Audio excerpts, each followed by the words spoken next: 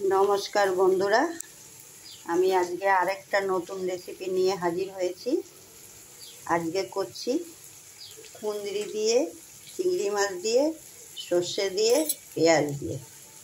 ताई जन्य देखुन आमी खूब सहजेई रान्नागुलो देखाई, खूब ताड़ाताड़िओ हय। जादेर खूब ताड़ाहुड़ा रान्ना तारा आमार रान्नागुलो एकटु फलो करबे, देखबेन खूब चटजलदी आमी रान्नागुलो देखाई।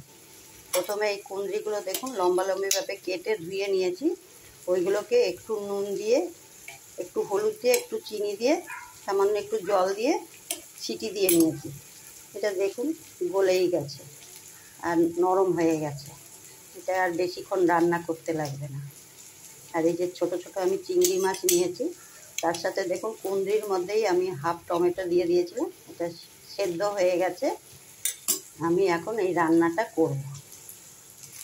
देखो कड़ाते आमी सर्षेर तेल दिए ओर मध्य जिरे फोड़न दिए दिएছি। एर मध्य आमी दुटो बड़ बड़ पेঁয়াজ कुचिए दिएছি। पेঁয়াজটা একটু ভাজা করেছি, ভাজা ভাজা হয়ে গেছে। এর মধ্যে আমি চিংড়ি মাছ টমেটোটা দিব আর চিংড়ি মাছটাও দিব। টমেটোটাও দিয়ে দিলাম এর মধ্যে।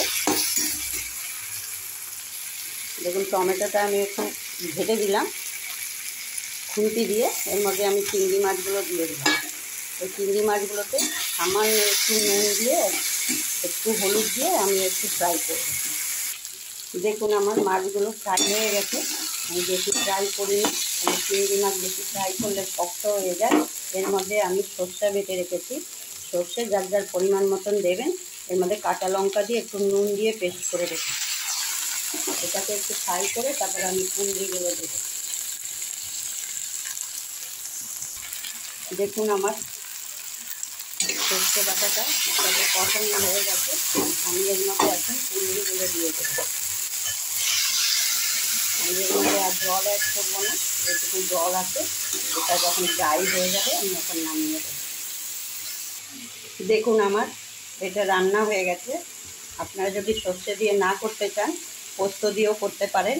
এরকম যদি সহজ সহজ রান্না দেখতে হয় তাহলে আমাকে একটু সাবস্ক্রাইব করে দিবেন আর লাইকও দেবেন।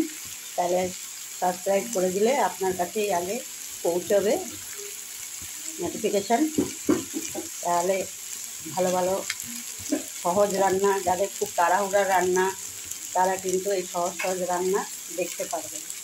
মানে আর এইটা হয়ে গেছে, এখন এটা আমি গ্যাস বন্ধ করে দেব। দেখুন আমার কুঁদরি সর্ষে দিয়ে চিংড়ি দিয়ে